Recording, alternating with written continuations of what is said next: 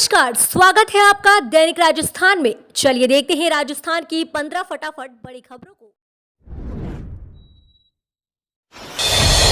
राजस्थान में 90 सीटों पर जातीय गेम चेंजर। राजस्थान में अन्य राज्यों की तरह हार जीत में जाति फैक्टर अहम भूमिका निभाता आया है। जाति के अंक गणित को चुनाव में जीत तक पहुंचाने की कुंजी के रूप में देखा जा रहा है। यही वजह है कि सीएम गहलोत ने बड़ी जातियों के नाम पर धड़ल्ले से विभिन्न बोर्डों का गठन कर दिया है। इसके जरिए सीएम गहलोत हर जाति को साधने की कोशिश कर रहे हैं।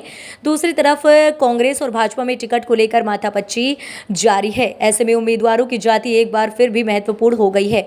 माना जा रहा है कि दोनों ही दल जातीय समीकरण के हिसाब से टिकट देंगे। सियासी जानकारों का कहना है कि 200 विधानसभा क्षेत्रों में से 80-90 सीटें ऐसी हैं जहां पर जाति विशेष के वोटर निर्णायक भूमिका में हैं।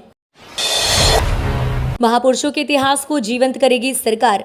राजस्थान सरकार महापुरुषों के त्याग और बलिदान को नई पीढ़ी से परिचित कराने के लिए प्रदेश भर में पैनोरमा का निर्माण करा रही है। इसके तहत जैसलमेर के पोखरण में इंदिरा महाशक्ति भारत पैनोरमा, भरतपुर के डीग में महाराजा सूरजमल पैनोरमा, करौली में कैला देवी पैनोरमा, भीलवाड़ा के आसींद में बगड़ावत सवाई भोज पैनोरमा, जालौर में वीर मदेव कान्हड़ देव चौहान और अजमेर में पृथ्वीराज चौहान पैनोरमा का भी निर्माण किया जाएगा। इसके अलावा सरकार जयपुर में भी स्वतंत्रता संग्राम सेनानियों के पैनोरमा बनाने जा रही है। राज्य में अब वोटर्स का आंकड़ा पहुंचा 5.18 करोड़ के पार। विधानसभा चुनाव का काउंटडाउन शुरू हो गया है। राजस्थान में विधानसभा चुनाव की तैयारियों को लेकर निर्वाचन विभाग ने जमीनी तैयारी तेज कर दी है। राजस्थान में प्रदेश की सभी 200 विधानसभा की प्रारूप फोटो युक्त वोटर लिस्ट का प्रकाशन किया गया। वैसे तो 4 अक्टूबर को राजस्थान की फाइनल वोटर लिस्ट प्रकाशित होगी, लेकिन इससे पहले प्रारूप मतदाता सूचियों के प्रकाशन के अनुसार राजस्थान में पिछले 2018 के विधानसभा चुनावों के मुकाबले अब तक तकरीबन 42 लाख मतदाता बढ़े हैं। कांग्रेस नेता का ब्रेन हैमरेज, सीएम मिलने पहुंचे अस्पताल। राजस्थान कृषि उद्योग विकास बोर्ड के अध्यक्ष और कांग्रेस नेता रामेश्वर डूडी को ब्रेन हैमरेज हो गया है। उन्हें मानसरोवर अस्पताल में भर्ती कराया गया है। हालत नाजुक होने पर एसएमएस हॉस्पिटल में भर्ती कराया गया है। रविवार सुबह सीएम अशोक गहलोत डूडी को देखने मानसरोवर के हॉस्पिटल पहुंचे थे, जहां उन्होंने डॉक्टर्स और डूडी के परिजनों से उनकी सेहत की जानकारी ली। डूडी के ब्रेन की मिडलाइन में 17 mm का डैमेज हुआ है। गंदे पानी से उगाई जा रही हैं सब्जियां, खाने से हो सकता है किडनी व लीवर फेल।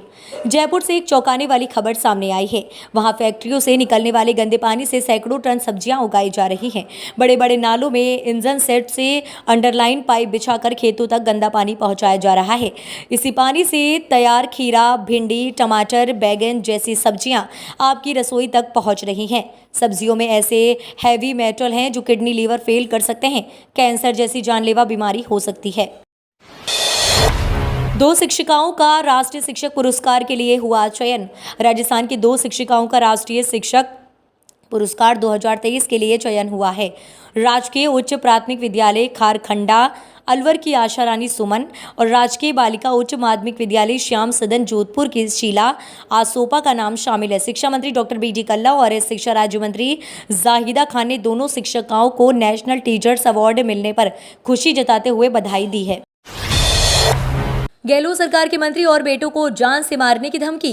गहलोत सरकार के मंत्री सुखराम बिश्नोई और उनके दोनों बेटों को व्हाट्सएप कॉल पर जान से मारने की धमकी दी गई है। सांचौर में लक्ष्मण देवासी की हत्या करने वाले गैंगस्टर विष्णु खुजाला ने सुखराम बिश्नोई के पुत्र डॉक्टर भूपेंद्र बिश्नोई को धमकी दी है कि हम तुम्हारा, तुम्हारे भाई और तुम्हारे बाप का भी वही हाल करेंगे जो हमने लक्ष्मण देवासी का किया था। चुपचाप घर बैठे रहो, हमारे आदमी अभी भी वहीं घूम रहे हैं।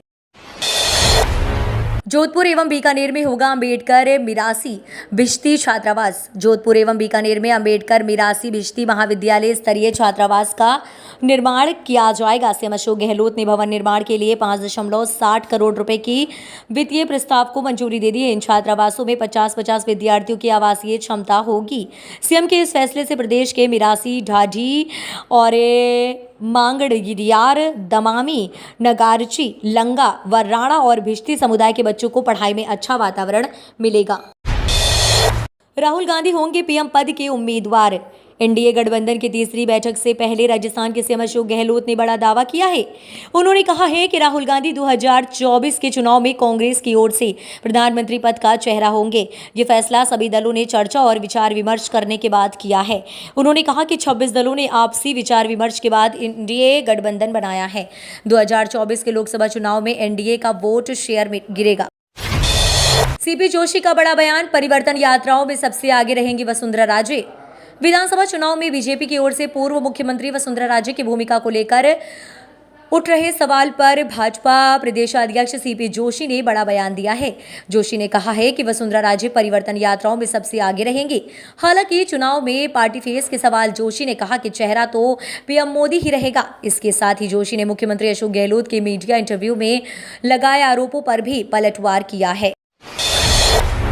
6000 विद्युत कर्मचारियों को बर्खास्त करने का नोटिस। विद्युत कर्मचारी हड़ताल, विद्युत प्रसारण निगम सख्त हो गया है। हड़ताल के बीच निगम प्रसारण ने कर्मचारियों को नोटिस धमाकर बर्खास्त करने की चेतावनी दे डाली है, लेकिन दूसरी विद्युत कर्मचारी अपनी मांगों पर अड़े हुए हैं। ऐसे में अब बिजली संकट के बीच तकनीकी कर्मचारी कैसे मानेंगे? बिजली संकट के बीच तकनीकी कर्मचारी और विद्युत प्रसारण निगम सीधे तौर पर आमने सामने हो गए हैं। निगम ने महापड़ाव के बीच 6000 कर्मचारियों को नोटिस थमाकर चेतावनी दी है कि यदि हड़ताल नहीं तोड़ी तो कर्मचारी बर्खास्त होंगे और उनके खिलाफ कड़ी कार्यवाही होगी। अमृता देवी के नाम से होगा राज्य जीव जंतु कल्याण बोर्ड का नाम। मुख्यमंत्री अशोक गहलोत ने कहा कि राजस्थान में वन एवं वन्य जीव संरक्षण को लेकर सराहनीय फैसले लिए जा रहे हैं। राज्य सरकार की नीतियों से आज प्रदेश में बाघों की संख्या 100 से अधिक हो चुकी है। हमारे प्रयासों से राष्ट्रीय बाघ संरक्षण प्राधिकरण द्वारा 2022 में जारी की गई है समीक्षा रिपोर्ट में रणथंभौर एवं सरसिका टाइगर रिजर्व की रेटिंग बेहतर हुई है। राज्य के कुल 29 कंजर्वेशन रिजर्व में से 16 वर्तमान सरकार के कार्यकाल में बनाए गए हैं। जोधपुर के पावटा मंडी में बना आधुनिक बस स्टैंड सीएम गहलोत करेंगे लोकार्पण। मुख्यमंत्री अशोक गहलोत आज 28 अगस्त सोमवार की शाम 6 बजे इसका लोकार्पण कर जनता को समर्पित करेंगे। इसके निर्माण की घोषणा मुख्यमंत्री बजट घोषणा वर्ष 2019-20 में हुई है। इसके लिए कुल स्वीकृति 50,15,000 रुपए की स्वीकृति धनराशि